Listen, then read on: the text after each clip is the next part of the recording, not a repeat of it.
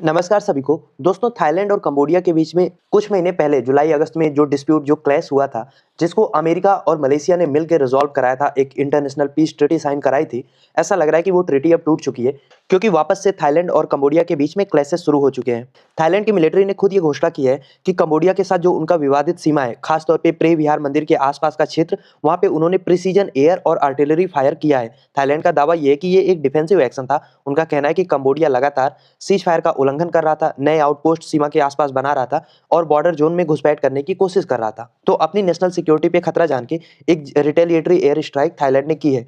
वहीं कंबोडिया ने थाईलैंड के इस अग्रेशन को कंडेम किया है। उनका कहना है कि थाईलैंड खुद बफर जोन में घुस के सीज फायर के नियमों का उल्लंघन कर रहा है। कंबोडिया ने यह भी आरोप लगाया है कि थाईलैंड अपनी जो एडिशनल बटालियन है उसको सीमा के पास तैनात कर रहा है। अब प्रॉब्लम यह है कि कंबोडिया की जो मिलिट्री है वो थाईलैंड की मिलिट्री की अपेक्षा कमजोर है, इसीलिए थाईलैंड तो तुरंत अग्रेसिव होकर एयर स्ट्राइक शुरू कर देता है, ड्रोन से अटैक करना शुरू कर देता है। पर कंबोडिया के पास ऑप्शन कम होते हैं, तो वो कभी एशियान के पास, कभी यूएन में, कभी यूएस से इंटरवीन करने की डिमांड करता है। इस बार कंबोडिया ने एशियान देशों से कहा है कि आप अपने ऑब्जर्वर्स को भेजिए जो डिस्प्यूटेड एरिया है, ताकि बार बार सीज फायर का उल्लंघन ना हो। अब सवाल ये है कि आखिर दोनों देशों के बीच में ये डिस्प्यूट रिजॉल्व क्यों नहीं हो रहा है। तो देखिए, इसका आंसर आपको इतिहास में मिलेगा। दरअसल कंबोडिया फ्रांसीसी उपनिवेश हुआ करता था, और जैसा कि दुनिया के तमाम देशों में यूरोप ने किया है, जाते जाते इन्होंने बॉर्डर को ऐसे डिफाइन किया है कि कई जगहों पे जो सीमा निर्धारित की है वो क्लियर नहीं है, ना उसके पीछे कोई साइंटिफिक नेचर है। खास तौर पे देंगरेक पर्वतमाला पे, जहाँ पे ये प्रे विहार मंदिर स्थित है, जिसको लेके अभी डिस्प्यूट हो रहा है। अब प्रॉब्लम ये है कि थाईलैंड से इसका एक्सेस, क्योंकि ये पर्वत पे है, तो थाईलैंड से इसका एक्सेस आसान है। लेकिन अगर ऐतिहासिक रूप से हम देखें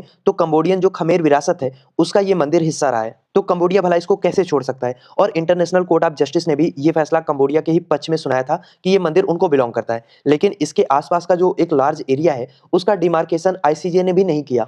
इसीलिए समय समय पे इसको लेकर डिस्प्यूट उठता रहता है, और दोनों देशों के नेताओं के ऊपर इस मुद्दे को लेकर एक राष्ट्रवादी दबाव होता है। इसीलिए कोई राजनीतिक रूप से समझौता होना और मुश्किल हो जाता है। अब सवाल ये है कि इसका सॉल्यूशन क्या है। तो देखिए, इसका सॉल्यूशन यही है कि फिर से एक बार जॉइंट बाउंड्री कमीशन को रिवाइव किया जाए, और जहां पे बॉर्डर क्लियर नहीं है उसको साइंटिफिक रूप से और मैपिंग के आधार पे उसका समाधान खोजा जाए। इसके अलावा मिलिट्री एक्शन के बजाय डिप्लोमेटिक बातचीत का चैनल खोला जाए, और अगर उस पर भी बायलैटरल डायलॉग फेल हो रहा है तो एक बार फिर से आईसीजे कोर्ट में इनको जाना चाहिए। लेकिन जाहिर सी बात है, ये सब टाइम टेकिंग प्रोसेस है। ऐसा नहीं है कि एक हफ्ते में या एक दो दिन में वहां से कोई फैसला आ जाएगा। तो फिलहाल के लिए, जैसा कंबोडिया डिमांड भी कर रहा है कि आसियान हो, संयुक्त राष्ट्र हो, या कोई भी क्रेडिबल अंतर्राष्ट्रीय एजेंसी हो, उसको सीज फायर लागू कराने के लिए बफर जोन की मॉनिटरिंग भी करना चाहिए, और कोई तीसरा पक्ष ऑब्जर्वर के रूप में तैनात भी किया जाना चाहिए, ताकि इमीडिएट पीस कराया जा सके। क्योंकि इस तरीके की झड़प में एक तो सैकड़ों लोग मारे जा रहे हैं, हजारों लोग अपने घर से विस्थापित हो रहे हैं, खासतौर पर सीमा के आसपास के लोग। इससे व्यापार से लेकर पर्यटन, दोनों देशों का निगेटिवली इंपैक्ट हो रहा है। खैर, आप क्या सोचते हैं इस विषय में, लिखिए अपनी राय कमेंट बॉक्स में, और इस टॉपिक का कंप्लीट वीडियो आप डायरेक्टली चैनल पे भी जाके देख सकते हैं।